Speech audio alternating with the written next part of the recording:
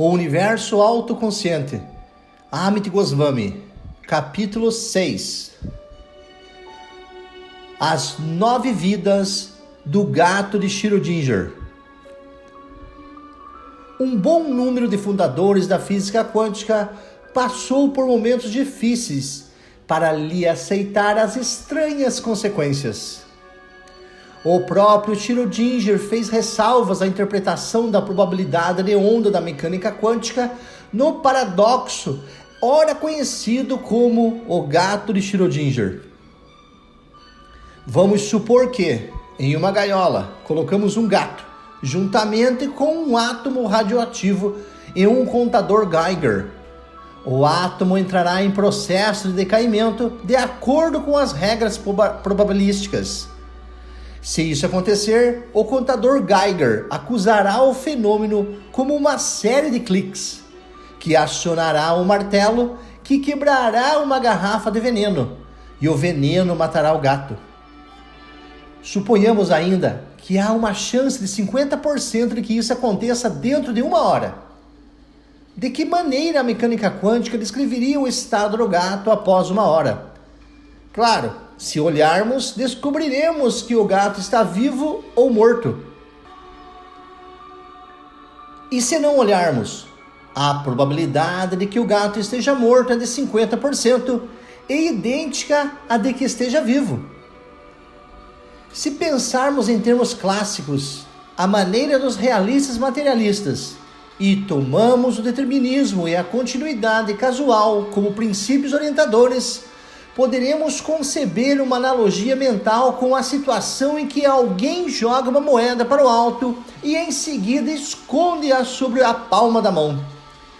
Não sabemos se o resultado é cara ou coroa, mas claro, será um ou outro. O gato estará vivo ou morto, com 50% de chance para cada resultado. Nós simplesmente não sabemos qual é o resultado. Esse cenário, no entanto, não é o que revela a matemática da mecânica quântica. Esta lida com probabilidades muito diferentes. Descreve o estado do gato ao fim de 1 hora como meio vivo e meio morto. Dentro da gaiola há, de forma bastante literal, uma superposição coerente de um gato meio vivo e meio morto. Para usar o jargão apropriado, o paradoxo de um gato que está morto e vivo ao mesmo tempo é uma consequência da maneira como fazemos cálculos em mecânica quântica. Por mais bizarras que sejam as consequências, temos que levar a sério essa matemática, porque ela é a mesma que nos dá as maravilhas dos transitores e lasers. A paródia seguinte do Old Possum's Book of Practical Cats, de T.S. Eliot, sumaria essa situação absurda. O gato de Schrödinger é um gato misterioso. Um exemplo das leis, as coisas complicadas que ele faz. Não tem causa aparente. Ele confunde o determinista e leva-o ao desespero. Porque quando tentam localizá-lo, o gato quântico não está mais lá. A paródia está correta, claro. Ninguém jamais viu realmente um gato quântico ou uma superposição coerente, nem mesmo um físico quântico. Na verdade, se olharmos dentro da gaiola, descobriremos que o gato está vivo ou morto. Surge então a pergunta inevitável: o que é que há de tão especial na maneira como fazemos uma observação que pode resolver o atroz dilema do gato? Uma coisa é falar garrulamente de um elétron que passa simultaneamente por 2 fendas. Mas quando falamos de um gato meio morto e meio vivo, o absurdo da superposição quântica coerente torna-se difícil de engolir. Uma maneira de escapar do problema seria insistir em que o prognóstico matemático da superposição coerente não deveria ser aceito literalmente. Em vez disso, poderíamos fingir, seguindo a interpretação de conjuntos estatísticos preferida por alguns materialistas, que a mecânica quântica faz previsões apenas sobre experimentos que envolva um grande número de objetos. Se houvesse 10 bilhões de gatos, todos eles em gaiolas individuais, arrumadas identicamente, a mecânica quântica nos diria que metade deles estaria morta dentro de 1 hora, e de certo a observação confirmaria a verdade dessa asserção. Talvez no caso de um único gato, a teoria não se aplique. No capítulo precedente, apresentamos um argumento semelhante no caso dos elétrons. É um fato, contudo, que a interpretação dos grandes conjuntos enfrenta a dificuldade de explicar até mesmo o padrão simples de interferência de fenda dupla. Além do mais, essa interpretação equivale a abandonar a mecânica quântica como teoria física capaz de descrever um objeto ou evento únicos. Uma vez que eventos únicos de fato ocorrem, até mesmo elétrons únicos foram isolados.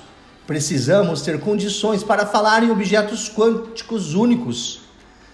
Na verdade, a mecânica quântica foi formulada para aplicar-se a objetos únicos, não obstante os paradoxos que cria. Temos que enfrentar o paradoxo de Schrödinger e descobrir uma maneira de solucioná-lo. A alternativa é não ter absolutamente uma física para objetos únicos. Alternativa esta absolutamente indesejável. Hoje em dia, numerosos físicos escondem-se por trás da filosofia antimetafísica do positivismo lógico quando enfrentam o paradoxo do gato de Schrödinger. O positivismo lógico é a filosofia que nasceu do Tractatus Lógico-Filosóficus do filósofo vienense Ludwig Wittgenstein, uma obra em que ele argumentou admiravelmente que do que não podemos falar, do mesmo devemos calar. Seguindo esse preceito, tais físicos, podemos chamá-los de neo-copenhaguistas, sustentam que devemos limitar a discussão à realidade do que é visto, em vez de tentar postular a realidade de algo que não podemos observar. Para eles, o importante é que jamais vemos a superposição coerente. O gato inobservado está meio morto e meio vivo? Não cabe fazer essa pergunta, dizem eles, porque ela não pode ser respondida. Isto, claro, é sofística. Uma pergunta que não admite resposta direta pode ainda assim ser abordada por via indireta, dando uma resposta baseada nos fundamentos de consistência com o que conhecemos diretamente. Além do mais, evitar de todo perguntas metafísicas choca-se com o espírito da interpretação original de Copenhague e a maneira como Bohr e Heisenberg interpretavam as coisas. A interpretação de Copenhague, se seguimos o raciocínio de Bohr, reduz o absoluto do gato meio morto, meio vivo, com o emprego do princípio da complementaridade. A superposição coerente é uma abstração. Como abstração, o gato pode existir vivo e morto. Essa é uma descrição complementar. Complementar a descrição de morto ou vivo que fazemos quando, de fato, observamos o gato. De acordo com Heisenberg, a superposição coerente, o gato meio morto, meio vivo, existe em potência transcendente.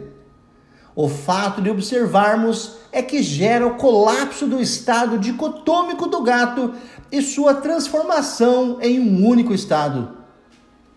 Que conclusão devemos tirar dessa ideia de que um gato meio morto, meio vivo, existindo em potência? Uma resposta que lembra a ficção científica foi dada pelos físicos Hugh Everett e John Wheeler. Segundo eles, ambas as possibilidades, o gato vivo e o gato morto, ocorrem, mas em realidades diferentes ou em universos paralelos. Para cada gato vivo que encontramos na gaiola, protótipos de nós mesmos em um universo paralelo abrem uma gaiola protótipo, mas apenas para descobrir um gato protótipo morto. A observação do estado dicotômico do gato força o universo a dividir-se em ramos paralelos, Trata-se de uma ideia intrigante e alguns autores de ficção científica, notadamente Philip K. Dick, fazem dela excelente uso. Infelizmente, porém, trata-se também de uma ideia dispendiosa.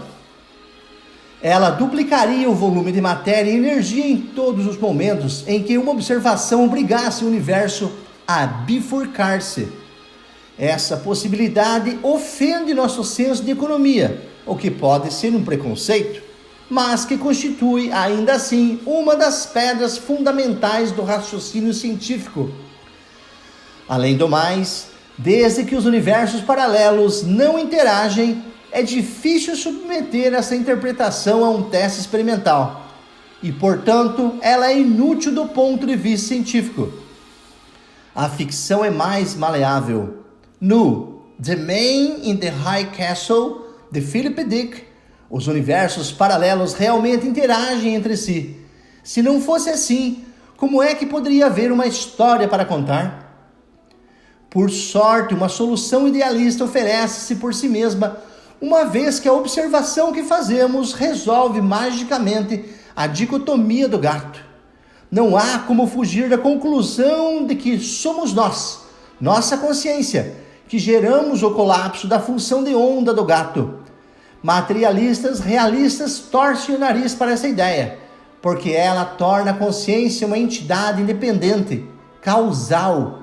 Aceitar isso seria pregar os cravos do caixão do realismo materialista. A despeito do materialismo, luminares como John von Neumann, Fritz London, Edmund Bauer e Eugene Paul Wigner adotaram essa solução para o paradoxo. A solução idealista. Na solução idealista, a observação realizada por uma mente consciente é que soluciona a dicotomia vivo ou morto. Tal como os arquétipos platônicos, as superposições coerentes existem na Terra como mágica de uma ordem transcendente, até que lhe provocamos o colapso, trazendo-as para o mundo da manifestação com o ato de observação. No processo, escolhemos uma faceta de duas, ou das muitas, que a equação de Schrödinger admite. Trata-se de uma opção limitada, para sermos exatos, sujeita à restrição da probabilidade geral da matemática quântica, mas opção ainda assim. Mesmo que o realismo materialista seja falso, devemos renunciar temerariamente à objetividade científica e convidar a consciência para fazer parte da nossa ciência? Paul Dirac, um dos pioneiros da física quântica, disse certa vez que grandes inovações na física sempre implicam renunciar a alguns grandes preconceitos. Talvez tenha chegado a ocasião de abandonar o preconceito da objetividade forte. Bernard de Spagat sugere que a objetividade permitida pela mecânica quântica é uma objetividade fraca. Em vez da independência do observador em relação aos eventos, exigida pela objetividade forte, a mecânica quântica permite uma certa ingerência dele, embora de maneira tal que a interpretação dos eventos não depende de qualquer observador em particular.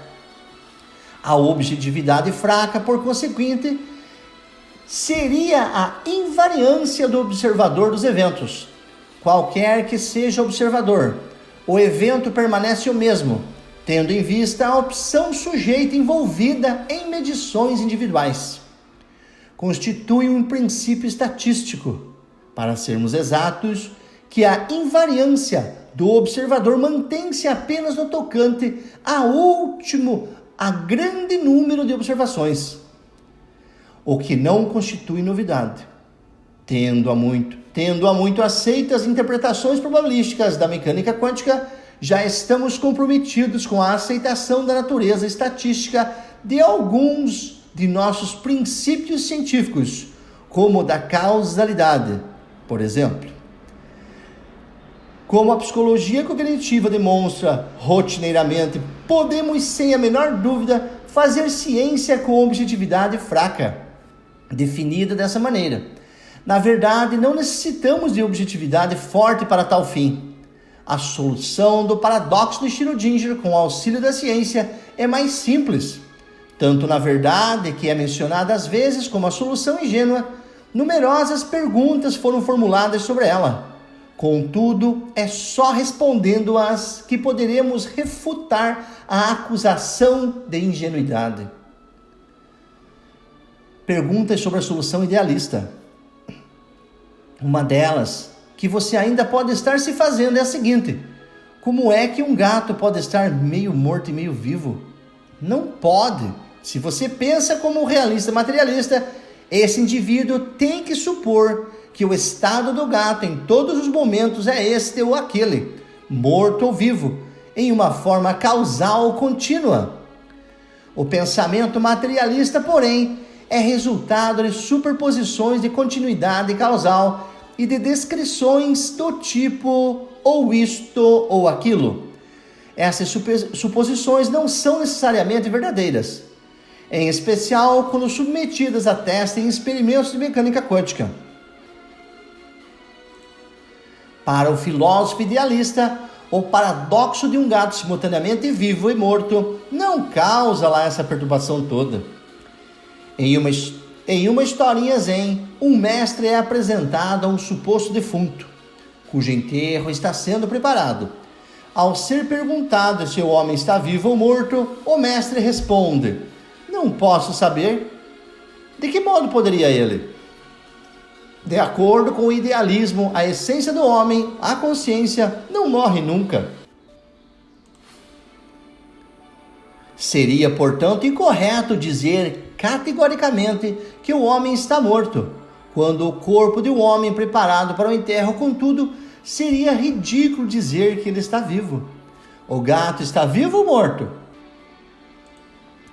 Ao ser perguntado: um cão tem a natureza de Buda? O mestre Zen respondeu dizendo: bem, mais uma vez dizer não seria errado, uma vez que todas as criaturas, de acordo com os ensinamentos do Buda, têm natureza de Buda. Dizer sim seria também difícil, porque a natureza de Buda precisa ser alcançada e vivida. E isto não é uma questão de verdade intelectual. Diante desse fato, a resposta foi mu. Nem sim, nem não. A mecânica quântica aparentemente implica uma filosofia idealista semelhante à dos mestres Zen, quando afirmam que o gato de Schrödinger está, ao fim de uma hora, meio vivo, meio morto. Mas como pode ser assim? De que modo a consciência pode ser decisiva para moldar a realidade do mundo físico? Este fato não implicaria o primado da consciência sobre a matéria? Se o gato de Schrödinger está simultaneamente vivo e morto antes de olharmos dentro da gaiola, mas está em estado único, vivo ou morto, depois que olhamos, então temos que estar fazendo alguma coisa simplesmente pelo fato de olhar. De que modo uma olhadela pode produzir efeito sobre o estado físico de um gato? Estas perguntas são feitas pelos realistas, quando tentam refutar a ideia de que a consciência produz colapso da superposição coerente. Ainda assim, a solução idealista implica de fato a ação da consciência sobre a matéria. A ação, contudo, configura um problema apenas para o realismo materialista. Segundo essa filosofia, a consciência é um epifenômeno da matéria e parece impossível que ela possa atuar sobre o próprio estofo de que é feita. Nessa verdade, ser a causa de si mesma. Esse paradoxo causal é evitado pelo idealismo monista, quando o qual a consciência é fundamental. Na consciência, as superposições conscientes são objetos transcendentes. Só são trazidos para o reino da imanência quando ela, através do processo de observação, opta por uma das muitas facetas da superposição consciente. Embora essa opção seja limitada pelas probabilidades permitidas pelo cálculo quântico, a consciência é temente à lei. De acordo com o idealismo monista, os objetos já estão na consciência como formas primordiais, transcendentes, arquetípicas. O colapso consiste não em fazer alguma coisa aos objetos através da observação, mas em optar e reconhecer o resultado da opção. Volte a olhar para a ilustração Gestalt, Minha Esposa e Minha Sogra. Nela, 2 desenhos estão superpostos. Quando vemos a esposa ou a sogra, não estamos fazendo coisa alguma ao desenho.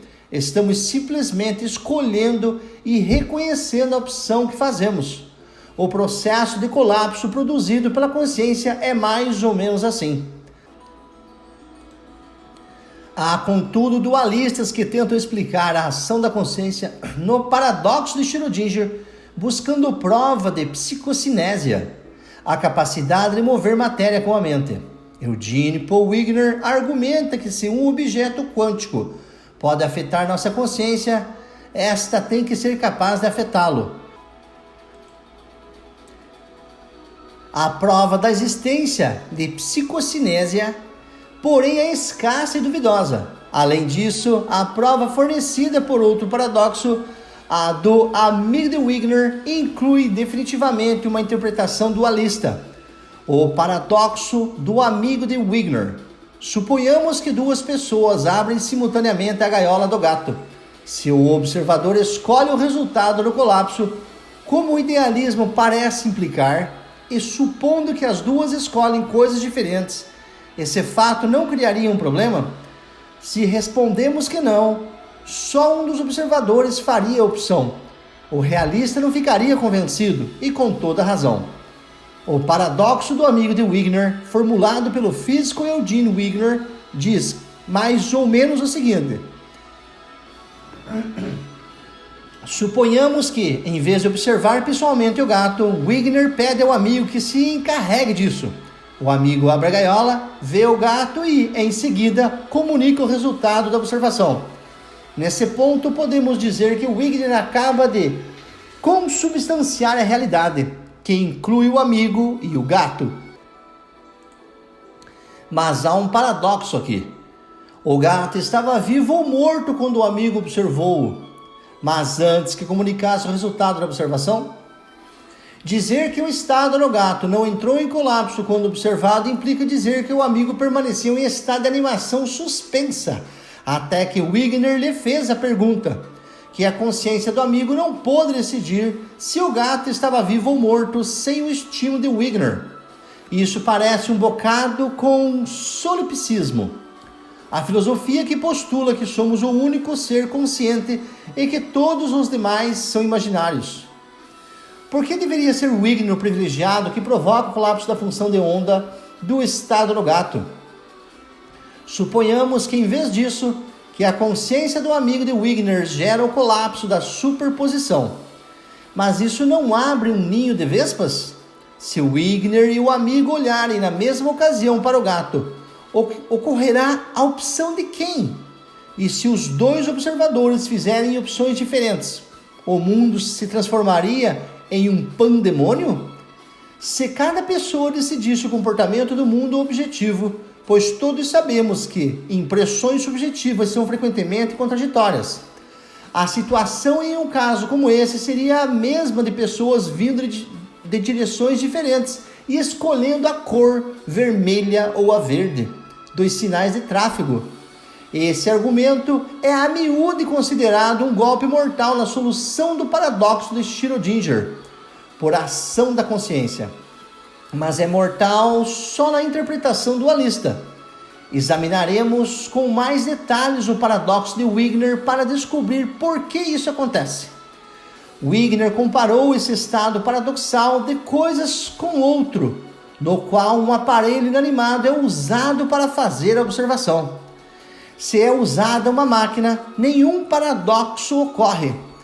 Nada há de paradoxal ou perturbador sobre um ser-máquina no limbo durante algum tempo. A experiência, porém, diz que há alguma coisa decisiva na observação feita por um ser consciente. Logo que um ser consciente observa, a realidade matéria torna-se manifesta em um estado único. A propósito, diz Wigner, segue-se que um ser dotado de consciência desempenhará forçosamente na mecânica quântica um papel diferente do que ocorre com um dispositivo de medição inanimado. Este argumento implica que meu amigo experimenta os mesmos tipos de impressões e sensações que eu, em especial, que, após interagir com o objeto, ele não está naquele estado de animação suspensa. Não é necessário ver aqui uma contradição do ponto de vista da mecânica quântica ortodoxa, e nenhuma contradição há. Se acreditamos que a alternativa não faz sentido, contenha ou não a consciência de meu amigo a impressão de ter visto um gato morto ou vivo, não obstante negar nessa medida a existência da consciência de um amigo constitui de certo uma atitude antinatural, chegando às raias do solipsismo, e poucas pessoas no fundo a aceitarão. O paradoxo é sutil, mas Wigner está com razão. Não temos que dizer que até que ele, Wigner, manifeste o amigo, este permanece em um estado de animação suspensa. Tampouco temos que recorrer ao solipsismo.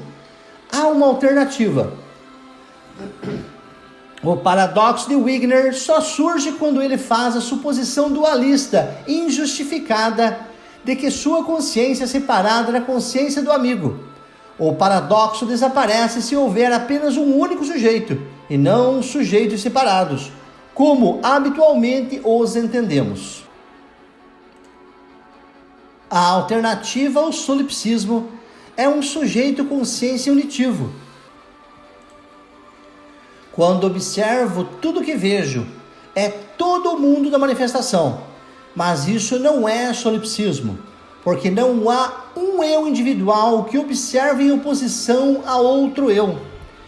Erwin Schrödinger teve razão quando disse: a consciência é um singular para o qual não existe plural. A etimologia e a ortografia mantiveram a singularidade da consciência. A existência na linguagem de palavras como eu e meu, contudo, leva-nos para uma armadilha dualista. Pensamos em nós como separados, porque nos referimos a nós mesmos dessa maneira. Analogamente, pessoas caem no hábito de pensar na possibilidade de ter consciência, como na pergunta: um gato tem consciência? Só no realismo materialista é que a consciência se torna alguma coisa a ser meramente possuída. Uma consciência desse tipo seria determinada e não livre, e não valeria a pena tê-la. A panela observada ferve mesmo. Vejamos outro probleminha no paradoxo de Schrödinger. Suponhamos que o próprio gato é um ser consciente. O conceito torna-se ainda mais sutil se supomos um ser humano dentro da gaiola, com o átomo radioativo, a garrafa de veneno e tudo mais. Suponhamos ainda que abrimos a gaiola após 1 hora. E se ele ainda estiver vivo, perguntamos-lhe se experimentou um estado de semivivo ou semimorto? De jeito nenhum, responderá ele. Estaremos encontrando aqui um problema para a interpretação idealista? Pense por um momento. E se lhe perguntarmos ao contrário, se ele experienciou ou não estar vivo o tempo todo? Após pensar um pouco, se nosso sujeito for desses tipos que gostam de raciocinar, ele provavelmente responderá que não. Entenda, leitor, nós não estamos conscientes de nosso corpo o tempo todo. Na verdade, em circunstâncias comuns, temos pouquíssima consciência do corpo. O idealista poderia descrever da seguinte maneira o que aconteceu. Durante essa hora, de vez em quando, ele se sentiu consciente de estar vivo. Em outras palavras, ele pensou em si mesmo. Nessas ocasiões, sua função de onda entrou em colapso e, por sorte, a opção foi, em todas as ocasiões, o estado de estar vivo. Entre esses momentos de colapso, sua função de onda expandiu-se e transformou-se em uma superposição coerente de morto e vivo no domínio transcendente, de que se situa para além da experiência. Todos sabemos como é que assistimos a um filme de cinema. Nosso cérebro-mente não consegue discernir as imagens imóveis que correm diante dos nossos olhos a velocidade de 24 quadrículas por segundo. Analogamente, o que parece continuidade para um observador humano que observa a si mesmo é, na realidade, uma miragem que consiste de numerosos colapsos descontínuos. Este último argumento implica também que não podemos salvar o gato de Schrödinger do resultado atroz do decaimento do átomo radioativo ao olhar constantemente para ele e, de alguma maneira, produzir continuamente o colapso de sua função de onda e mantê-lo vivo. Embora nobre, esse pensamento não vai funcionar. Pela mesma razão que uma panela observada ferve, mesmo que o adágio sugira o contrário. É uma boa coisa também que a panela observada ferva, porque se pudéssemos evitar uma mudança simplesmente olhando para um objeto, o mundo ficaria cheio de narcisistas, tentando escapar da velhice e da morte, meditando sobre si mesmos. Note bem o lembrete de Schrödinger. As observações devem ser consideradas como eventos separados, descontínuos, entre eles há intervalos que não podemos preencher. A solução do paradoxo do gato de Schrödinger nos diz muito sobre a natureza da ciência. A ciência opta entre alternativas quando manifesta a realidade material.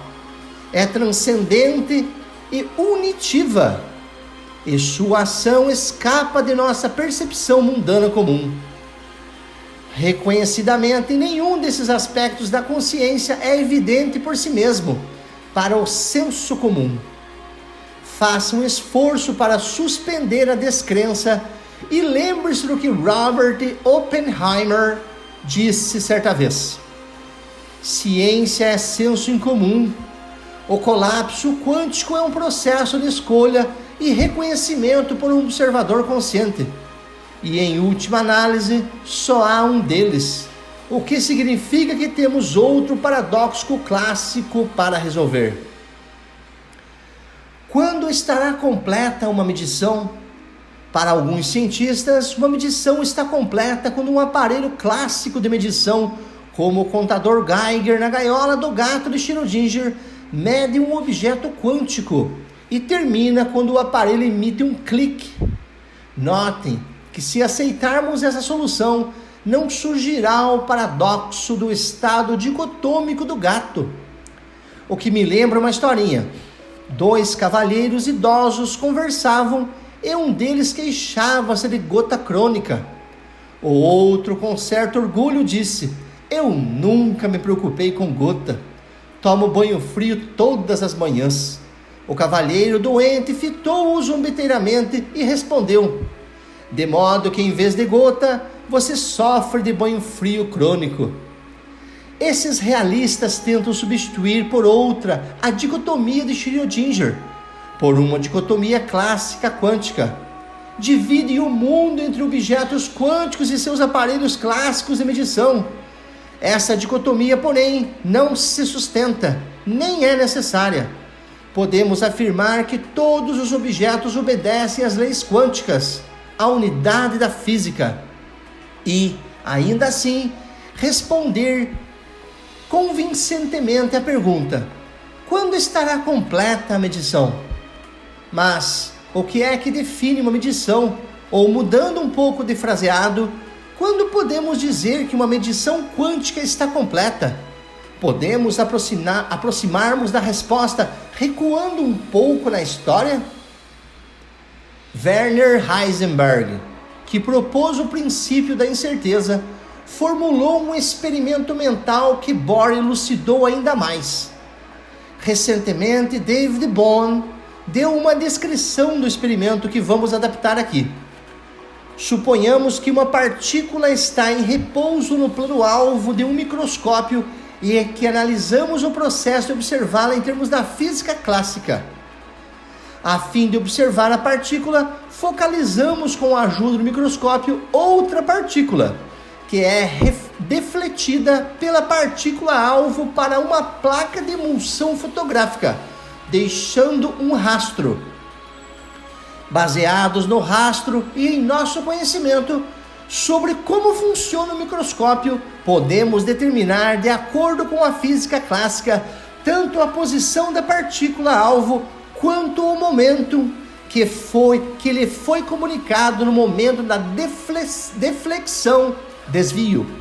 As condições experimentais específicas em nada influenciam o resultado final. Tudo isso muda na mecânica quântica. Se a partícula-alvo é um átomo, e se observamos através de um microscópio eletrônico, no qual o elétron é desviado do átomo para a placa fotográfica, precisamos levar em conta as 4 considerações seguintes. O elétron desviado tem que ser descrito como uma onda, enquanto viaja do objeto O para a imagem P, e como partícula a chegada em P enquanto deixa o rastro T. Devido a esse aspecto de onda do elétron, o ponto de imagem P só nos informa sobre a distribuição de probabilidade da posição do objeto O. Em outras palavras, a posição é determinada apenas dentro de uma margem de incerteza, pronunciado ΔX. Analogamente, argumentou Heisenberg, a direção do rastro T só nos dá a distribuição de probabilidade do momento de OE. Portanto, determina o momento apenas dentro de uma margem de incerteza, ΔP. Usando matemática simples, Heisenberg conseguiu demonstrar que o produto das duas incertezas é igual ou maior que a constante de Planck. Este é o chamado princípio da incerteza de Heisenberg. Em uma descrição matemática mais detalhada, Bohr observou que é impossível especificar separadamente a função de onda do átomo observado da função de onda do elétron que é usado para vê-lo. Na verdade, disse Bohr, a função de onda do elétron não pode ser desemaranhada da função de onda da emulsão fotográfica. Nessa cadeia, não podemos traçar inequivocadamente a linha divisória. A despeito da ambiguidade que ocorre ao ser traçada a linha, Bohr achou que devia traçá-la, devido ao uso indispensável de conceitos clássicos na interpretação de todas as medições apropriadas. O arranjo experimental relutante, Bohr comentou, precisa ser descrito em termos inteiramente clássicos. Tem que ser suposto que a dicotomia das ondas quânticas acabe com o uso do aparato de medição. Mas, como observou convincentemente o filósofo John Schumacher, todos os experimentos concretos contam com um segundo microscópico Heisenberg embutido. O processo de observar o rastro na emissão implica o mesmo tipo de consideração que levou Heisenberg ao princípio da incerteza. Fótons do rastro da emulsão são amplificados pelo próprio órgão visual do experimentador. Poderemos ignorar a mecânica quântica de nossa própria visão? Se não podemos, estará nossa mente e cérebro Se não podemos, estará nossa mente e cérebro consciência inexoravelmente conectada ao processo de medição? O gato é quântico ou é clássico? Se pensarmos bem no assunto, torna-se claro que Bohr substituiu uma dicotomia, a do gato, por outra, a de um mundo dividido em sistemas quântico e clássico. Segundo Bohr, não podemos separar a função de onda do átomo do resto do ambiente da gaiola do gato. Os vários dispositivos de medição do decaimento do átomo, tais como o contador Geiger, a garrafa de veneno e até o gato, e a linha que traçamos entre os mundos macro e micro é inteiramente arbitrária. Infelizmente, Bohr sustentava também que teríamos que aceitar que a observação realizada por uma máquina, um aparelho de medição, solucionaria a dicotomia de uma função de onda quântica. Todo e qualquer objeto macro, o gato ou qualquer máquina observadora, é em última análise um objeto quântico. Não há essa tal coisa de um corpo clássico, a menos que estejamos dispostos a admitir uma perigosa dicotomia quântica clássica na física. É bem verdade que o comportamento de um corpo macro pode ser previsto na maioria das situações, com base nas regras da mecânica clássica. Nesses casos, a mecânica quântica fornece os mesmos prognósticos matemáticos que a mecânica clássica, caso do princípio da correspondência, que o próprio Bohr formulou. Por esse motivo, frequentemente nos referimos a corpos macros como sendo clássicos. Tal não acontece, no entanto, no processo de medição e não se aplica ao mesmo princípio da correspondência. Bohr sabia disso, claro. Em seus famosos debates com Einstein, ele muitas vezes recorria à mecânica quântica para descrever medições de corpos macros, com o objetivo de refutar as agudas objeções de Einstein às ondas de probabilidade e ao princípio da incerteza. Como exemplo do debate entre os dois, pense no experimento de fenda dupla, mas, desta vez, com uma faceta adicional. Suponhamos que antes de incindirem na dupla fenda, os elétrons passam através de uma única fenda em um diafragma, sendo o objetivo, nesse caso, a definição precisa do ponto de partida dos elétrons. Einstein sugeriu que a fenda inicial fosse montada em molas extremamente sensíveis. Argumentava ele que se a primeira fenda defletisse um elétron para a mais alta das duas fendas, o primeiro diafragma faria um movimento de recuo para trás, baseado esse movimento no princípio de conservação do momento. O caso oposto ocorreria se um elétron se desviasse para baixo, para a fenda inferior. Desta maneira, a medição do recuo do diafragma nos informaria sobre em qual fenda o elétron realmente passaria. Informação esta que se supunha que a mecânica quântica negasse. Se o primeiro diafragma fosse realmente clássico, Einstein teria razão. Defendendo a mecânica quântica, Bohr observou que, em última análise, o diafragma obedeceria também ao princípio da incerteza quântica. Dessa maneira, cedeu seu momentum fosse medido. Se seu momentum fosse medido, sua posição se tornaria incerta. Essa ampliação da primeira fenda eliminaria efetivamente o padrão de interferência, como Bohr sugeriu demonstrar.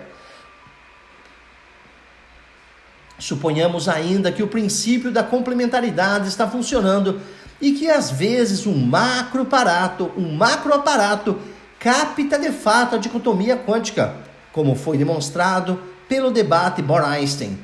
Mas que em outras ocasiões isso não ocorre, como acontece com um aparelho de medição.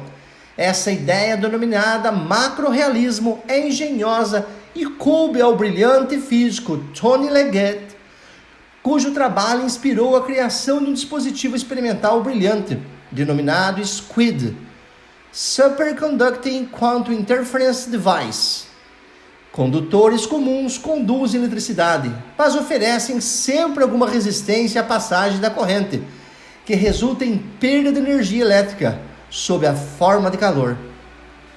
Em contraste, os supercondutores permitem que a corrente flua sem resistência.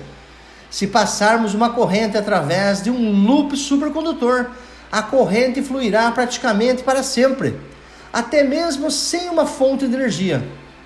A supercondutividade é devida a uma correlação especial entre os elétrons, que se estende por todo o corpo do supercondutor. Há necessidade de energia para que os elétrons se libertem desse estado correlacionado, e por isso o estado em causa está relativamente imune ao movimento térmico aleatório presente no condutor comum. O SQUID é um tipo de supercondutor com dois orifícios que praticamente se tocam em um ponto denominado elo fraco. Suponhamos que criamos uma corrente no loop. Em volta de um dos orifícios, a corrente cria um campo magnético, exatamente como faz o eletroímã. As linhas do campo que o representam passam através do orifício, o que também é habitual. O incomum no caso do supercondutor é que o fluxo magnético, o número de linhas do campo por unidade da área, é quantizado, ou seja, o fluxo magnético que passa através do orifício é separado.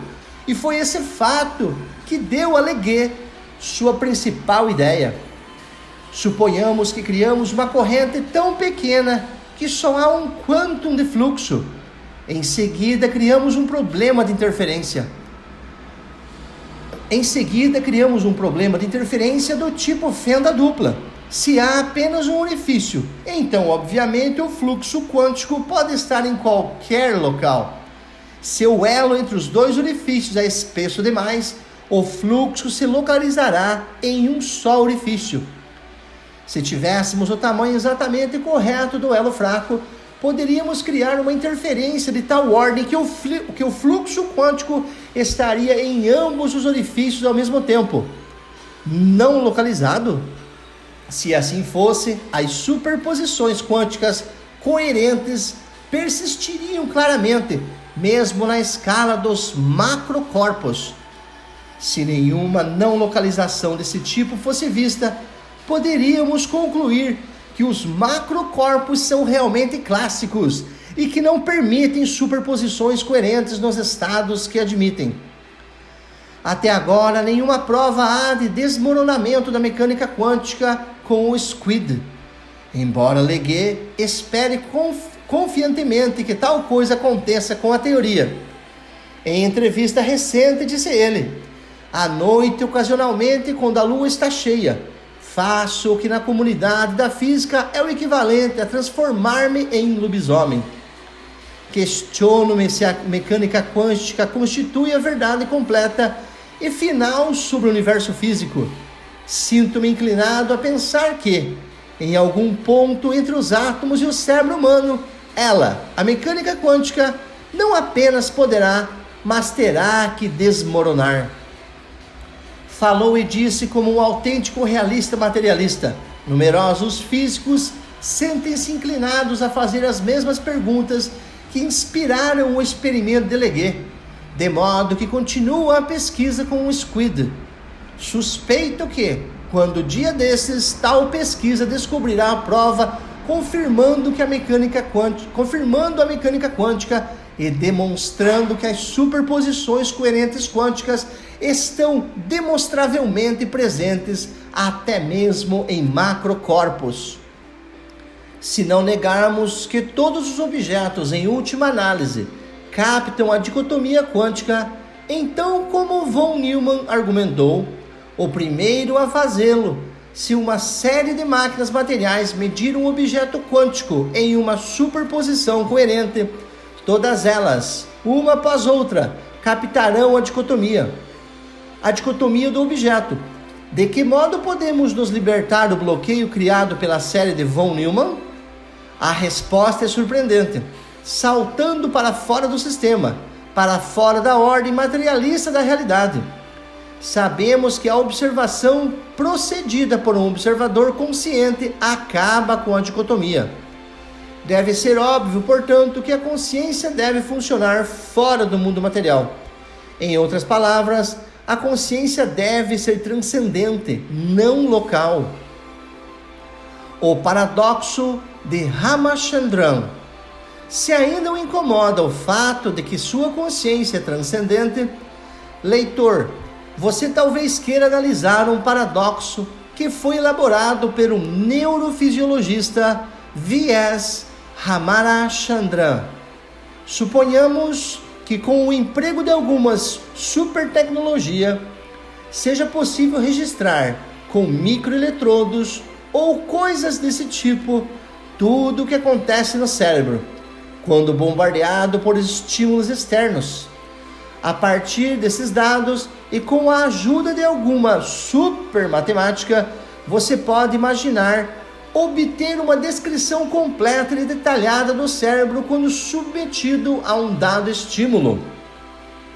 Suponhamos ainda que o estímulo é uma flor vermelha e que você a mostra para várias pessoas.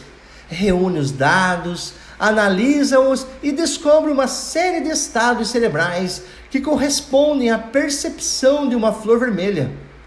Seria de se esperar que, executadas pequenas flutuações estatísticas, você chegasse basicamente à mesma descrição de estados. Alguma coisa como certas células cerebrais e uma certa área do cérebro envolvida na percepção das cores reagiram em todas as ocasiões. Você poderia mesmo imaginar que com a ajuda da super tecnologia registraria e analisaria dados do seu próprio cérebro, depois de ter visto a flor vermelha. O estado cerebral que descobre em seu caso não deve apresentar qualquer diferença discernível de todos os outros. Pense agora na seguinte curiosa mudança no experimento. Você não tem razão para suspeitar que a descrição dos estados cerebrais de todas as outras pessoas não seja completa. Em especial, se é completa a crença em sua superciência. Ainda assim, no tocante ao estado de seu cérebro, você tem certeza de que alguma coisa ficou de fora. Isto é, seu papel como observador, sua consciência da experiência representada pelo estado de seu cérebro, a percepção consciente real da cor vermelha. Sua experiência subjetiva não poderia ser parte do estado do cérebro objetivo, porque, em tal situação, quem estaria observando o cérebro? O famoso neurocirurgião canadense Wilder Penfield ficou identicamente confuso ao pensar na perspectiva de realizar em si mesmo uma cirurgia no cérebro. Onde está o sujeito e onde está o objeto, se você está operando seu próprio cérebro? Deve forçosamente haver uma diferença entre seu cérebro como observador e o cérebro daqueles que você observa. A única conclusão alternativa é que os estados cerebrais que você criou, até como uma superciência, são incompletos. Desde que seu estado cerebral está incompleto e os estados cerebrais das outras pessoas são idênticos aos seus, eles terão que ser também incompletos, porquanto todos eles deixam de fora a consciência. Para os realistas materialistas, configura-se aqui um paradoxo, uma vez que, do ponto de vista que adotam, nenhum dos resultados acima é desejável. O materialista relutará em conceder um privilégio especial a um dado observador, o que equivaleria a solipsismo. Mas seria também contrário a admitir que qualquer descrição possível do estado do cérebro, usando ciência materialista, seria ipso facto incompleta. O paradoxo é solucionado pela interpretação idealista da mecânica quântica, uma vez que, segundo ela, a descrição quanto-mecânica do estado do cérebro não inclui o sujeito transcendente, a consciência, e é reconhecida como incompleta nessa extensão. Nessa incompleteza, espaço é aberto para a experiência consciente. Um elemento importante, no particular, é a pergunta do cirurgião: onde está o sujeito e onde está o objeto? Se você opera seu próprio cérebro. Esse argumento é transmitido bem pela expressão: o que estamos procurando é aquilo que procura. A consciência implica uma autorreferência paradoxal, uma capacidade aceita como natural de referirmos-nos a nós mesmos como separados do ambiente, disse Erwin Schrödinger. Sem estarmos conscientes disso e sem sermos rigorosamente sistemáticos a esse respeito, excluímos o sujeito de cognição do domínio da natureza que nos esforçamos para compreender. Uma teoria quântica de medição que ousar invocar a consciência nos assuntos dos objetos quânticos com o objetivo de ser rigorosamente sistemática tende a enfrentar o paradoxo da autorreferência. Mas Analisaremos em maior profundidade esse conceito. Quando uma medição está completa, uma crítica sutil pode ser feita à afirmação de que uma consciência transcendente produz o colapso da função de onda de um objeto quântico. A crítica diz que a consciência que produz o colapso poderia ser a de um Deus externo, onipresente, como no poema seguinte. Era uma vez um homem que disse: Deus, tem que considerar muito estranho se descobrir que esta árvore continua a existir quando não há ninguém na quadra. Prezado Senhor, seu espanto é estranho. Eu estou sempre na quadra, e é por esse motivo que a árvore continuará a ser observada pelo Senhor. Atenciosamente, Deus. Um Deus onipresente que produz o colapso da função de onda não resolve o paradoxo da medição. Contudo, por que podemos perguntar em que ponto a medição está completa, se Deus está sempre olhando? A resposta é de importância crucial. A medição não está completa sem inclusão da percepção imanente. O exemplo mais conhecido dessa percepção é, claro, o do cérebro-mente do ser humano. Quando é que a medição está completa? Quando a consciência transcendente ocasiona o colapso da função de onda através de um cérebro-mente que observa com percepção. Esta formulação concorda com a observação do senso comum, de que jamais há experiência de um objeto material sem um concomitante objeto mental, tal como o pensamento de que vejo este objeto, ou, sem isso, pelo menos tenho percepção da sua existência. Notem que temos que estabelecer uma distinção entre consciência com e sem percepção. O colapso da função de onda ocorre no primeiro caso, mas não no último. A consciência sem percepção é, na literatura psicológica, referida ao inconsciente. Obviamente, há um tanto de círculo vicioso na opinião de que a percepção imanente é necessária para completar a medição. Uma vez que sem a conclusão da medição não poderá haver percepção imanente. Percepção ou medição, qual vem em primeiro lugar? Qual a causa primeira? Estamos por acaso entalados com o dilema de que quem nasceu primeiro, se a galinha ou o ovo? Há uma história sufista com sabor semelhante. Certa noite, o Mullah Nasruddin estava andando por uma estrada deserta quando notou uma tropa de cavaleiros aproximando-se. O Mullah ficou nervoso e começou a correr. Os cavaleiros, vendo-o em fuga, partiram em sua perseguição. Nesse momento, o Mullah ficou realmente amedrontado. Chegando ao muro de um cemitério e, impelido pelo medo, saltou por cima, descobriu um caixão vazio e deitou-se nele. Os cavaleiros, tendo visto de que ele saltara o muro, seguiram-no, entrando no cemitério. Após uma pequena busca, encontraram-no olhando-os medrosamente. Algum problema? Perguntaram os cavaleiros. Podemos ajudá-lo em alguma coisa? Por que o senhor está aí?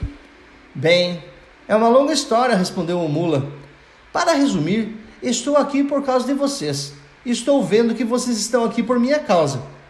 Se estamos engasgados com uma única ordem de realidade, a ordem física das coisas, então temos aqui um autêntico paradoxo, para o qual não há solução dentro do realismo materialista. John Wheeler chamou o círculo vicioso da medição quântica de um circuito de significado. Descrição esta muito sutil, mas a pergunta que importa é a seguinte: quem interpreta o significado? Só para o idealismo é que não há paradoxo, porquanto a consciência atua de fora do sistema e completa o circuito do significado. Esta solução assemelha-se ao denominado problema do prisioneiro, um problema elementar na teoria dos jogos. Através de um túnel cavado com a ajuda de um amigo externo, o prisioneiro pensa em fugir da cela da prisão. Obviamente, a fuga será muito facilitada se o prisioneiro e o amigo cavarem a partir de direções opostas do mesmo canto. A comunicação não é possível. Contudo, há 6 cantos para escolher. A chance de fugir não parece nada boa, certo? Mas, pense por um momento. Na forma da cela do prisioneiro, é excelente a chance de que ele resolva cavar no canto. Por quê? Porque o número 3 é o único canto que parece diferente, côncavo, visto de fora. Por isso, seria de esperar que o amigo começasse a cavar a partir desse ponto. Analogamente, só o número 3 é convexo, visto de dentro, de modo que o amigo provavelmente espera que ele comece também a cavar nesse ponto. Bem, qual a motivação do amigo para cavar nesse canto especial? O prisioneiro. Ele o vê escolhendo esse mesmo canto, pela mesma razão que você o vê escolhendo-o. Notem que não podemos atribuir nenhuma sequência causal nesse caso e, por conseguinte, nenhuma hierarquia simples de níveis. Em vez de linearidade causal, temos um círculo vicioso causal. Ninguém decidiu coisa alguma sobre um plano. O plano, na verdade, foi uma criação mútua, inspirada por uma finalidade mais alta, a fuga do prisioneiro. Douglas Hofstadter chamou esse tipo de situação de hierarquia emaranhada. Uma hierarquia tão misturada que não podemos saber qual a mais alta e qual a mais baixa, no poste totêmico hierárquico. Pensa Hofstadter que a autorreferência talvez emane de uma hierarquia emaranhada desse tipo. Suspeito que a situação no cérebro mente, com a consciência provocando o colapso da função de onda, mas não quando a percepção está presente.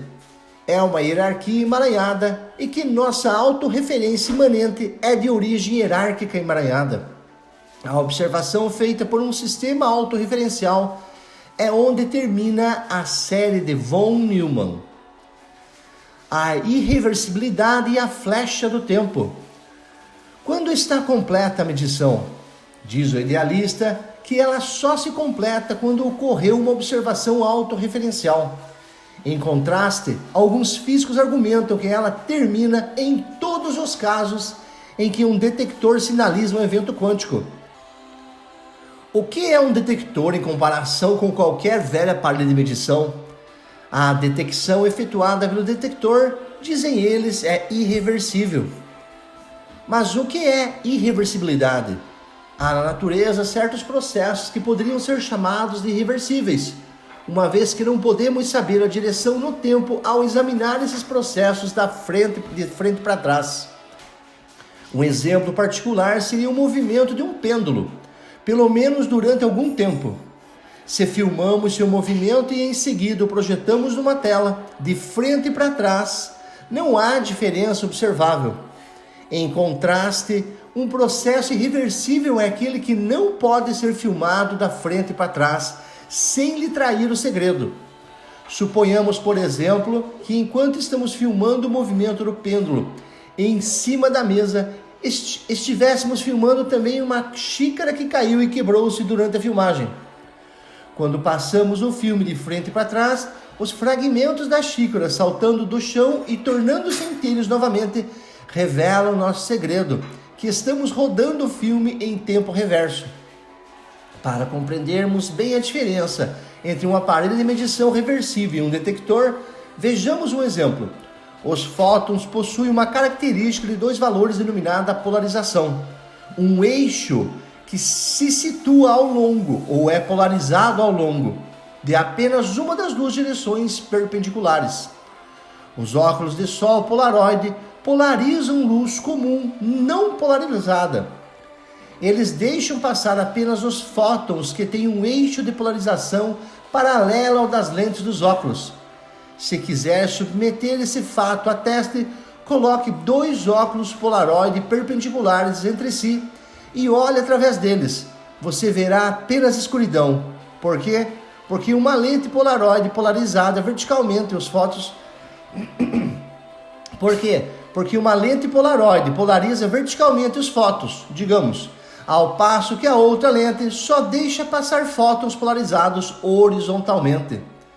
Em outras palavras, juntas, as duas lentes atuam como um filtro duplo que inclui toda a luz. Um fóton polarizado a um ângulo de 45 graus em relação horizontal é uma superposição coerente de estados semipolarizados vertical e horizontalmente. Se o fóton passa através de uma caixa polarizadora com ambos os canais de polarização horizontal e vertical, ele emerge aleatoriamente no canal polarizado verticalmente e horizontalmente. Este fato pode ser visto nas leituras dos ponteiros detectores colocados atrás de cada canal. Suponhamos agora que o arranjo da figura 28 colocamos um polarizador de 45 graus à frente dos fótons. Antes que eles sejam detectados, descobrimos que o fóton foi reconstruído de volta em seu estado original de polarização de 45 graus, o que é uma superposição coerente. Ele foi regenerado. O polarizador sozinho, portanto, não é suficiente para medir os fótons. Portanto, estes ainda retêm seu potencial de se tornarem uma superposição coerente. Para a medição é necessário um detector em que ocorram processos irreversíveis, tais como uma tela fluorescente ou um filme fotográfico. Se pensarmos em termos de reversão do tempo, o movimento dos fótons polarizados a 45 graus que passam através da caixa polarizada e em seguida através do polarizador de 45 graus é reversível no tempo. Se contudo os fótons forem detectados por algum detector com processos irreversíveis, podemos, quando imaginamos o processo de frente para trás, discernir entre para a frente e para atrás. Vale aqui lembrar a história de uma cena rodada para um filme mudo. A heroína deveria estar amarrada aos trilhos, enquanto um trem viria em alta velocidade em sua direção. No roteiro do filme, ela seria salva. O trem pararia no último momento. Uma vez que a estrela, compreensivelmente, relutava em arriscar a vida, o diretor filmou toda a cena de frente para trás, começando com a atriz amarrada aos trilhos e o trem ao seu lado, inteiramente parado. Em seguida, o trem deveria correr para trás. Mas o que é que você pensa que o público viu quando o filme foi projetado de frente para trás? Naqueles dias, os trens funcionavam com uma cadeira que queimava carvão. No filme que rodava para trás, a fumaça corria para dentro da chaminé em vez de sair e, dessa maneira, revelou o segredo do filme. A evolução da fumaça no tempo era irreversível. Significará isso que está próxima à solução do problema da medição quântica e sem supor a participação da consciência? Temos apenas que reconhecer a irreversibilidade de certos aparelhos de medição denominados detectores, e nesse caso poderemos saltar para fora da série de von Neumann. Uma vez tenham esses detectores feito seu trabalho, a superposição quântica coerente não poderá ser mais regenerada e caberá dizer, por conseguinte, que terminou. Mas será realmente assim? A pergunta, portanto, passa a ser a seguinte: o detector será suficiente para acabar com a série de von Neumann? A resposta é não. O detector terá que se tornar uma superposição coerente de leituras e ponteiros pela razão muito simples de que, em última análise, ele também obedece à mecânica quântica. O mesmo acontecerá com quaisquer aparelhos de medição subsequentes, reversíveis ou irreversíveis. A série de von Neumann continua. O ponto é que a equação quântica de Schrödinger é reversível no tempo. Ela não muda se o tempo for mudado para o tempo negativo. Qualquer macrocorpo que se enquadre em uma equação de tempo reversível não pode ser realmente irreversível em seu comportamento, conforme foi demonstrado pelo matemático Jules Henry Poincaré. Por isso mesmo, diz a sabedoria convencional que a irreversibilidade absoluta é impossível.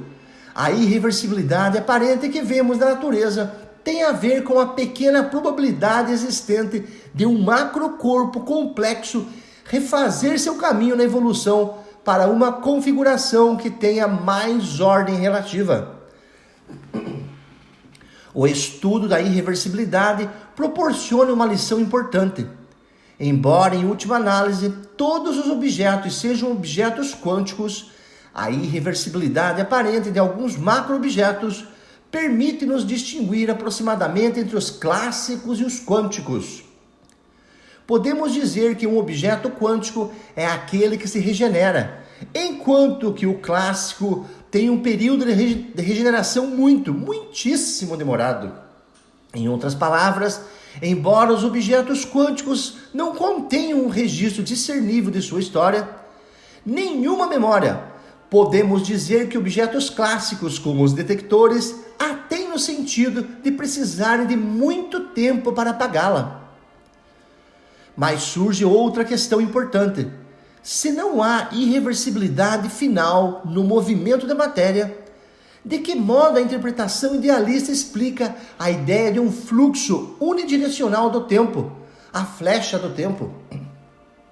Na interpretação idealista, o tempo é uma rua de mão dupla no domínio transcendente, mostrando sinais de irreversibilidade apenas aproximada de movimento de objetos cada vez mais complexos. Quando a consciência produz o colapso da função de onda do cérebro-mente, ela manifesta o tempo unidirecional subjetivo que observamos. A irreversibilidade e a flecha do tempo entram na natureza no processo do próprio colapso. Em medições quânticas, como suspeitou há muito tempo o físico Leo Szilard, parece, portanto, que a irreversibilidade dos detectores não soluciona o problema da medição. Essa solução não pode ser invocada, a menos que estejamos dispostos a aceitar a irreversibilidade, sob a forma de aleatoriedade, como sendo ainda mais fundamental do que a mecânica quântica. Há uma proposta para que seja feito exatamente isso. Suponhamos que a matéria é fundamentalmente aleatória e que o comportamento aleatório de um substrato de partículas através de flutuações ocasionais gere o comportamento organizado aproximado que possamos denominar de quântico. Se isso acontece, a própria mecânica quântica seria um epifenômeno. Como aconteceria com todos os demais comportamentos organizados? Nenhum dado experimental dá apoio a tal teoria, embora ela seja uma solução engenhosa para o problema da medição, se puder ser provada. Alguns físicos de fato supõem, contudo, que existe um meio subjacente que causa a aleatoriedade e traça uma analogia com o movimento aleatório subjacente das moléculas, que produz o movimento aleatório, denominado movimento browniano, de grãos de pólen na água, quando visto sob um microscópio. A suposição de um meio subjacente, contudo, contraria o experimento do aspecto, a menos que se aceite a não localidade, e é difícil aceitar movimento browniano não local no realismo materialista. As 9 vidas. Diz Stephen Hawking, toda vez que ouço falar no gato de Schrödinger, sinto vontade de sacar uma pistola.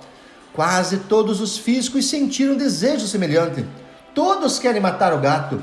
Isto é, o paradoxo do gato, mas parece que o bichano tem 9 vidas. Na primeira, ele é tratado estatisticamente, como parte de um conjunto. O gato é ofendido, porque sua singularidade é negada nessa interpretação do conjunto, mas não machucado. Na segunda é considerado um exemplo de dicotomia quântica clássica pelos filósofos divisivos do macro-realismo. O gato recusa-se a trocar sua dicotomia vida-morte por outra dicotomia. Na terceira é confrontado com a irreversibilidade e a aleatoriedade, mas diz: Prove isso. Na quarta, enfrenta as variáveis ocultas. A ideia de que seu estado nunca se torna dicotômico e é, na realidade, inteiramente determinado por variáveis ocultas. E de que o que acontece continua oculto. Na quinta, os neocopenhaguistas tentam acabar com ele usando a filosofia do positivismo lógico. Segundo a maioria das conclusões, ele escapa incólume. Na sexta, ele conhece numerosos mundos. Quem sabe, ele pode ter morrido em algum outro universo, mas tanto quanto podemos ver, não neste. Na sétima, conhece Bohr e sua complementaridade, mas é salvo pela pergunta: o que constitui uma medição? Na oitava, conhece pessoalmente a consciência de uma variedade dualista, mas é salvo pelo amigo de Wigner. Finalmente, na nona, encontra salvação na interpretação idealista. E aqui termina a história das 9 vidas do gato de Schrödinger.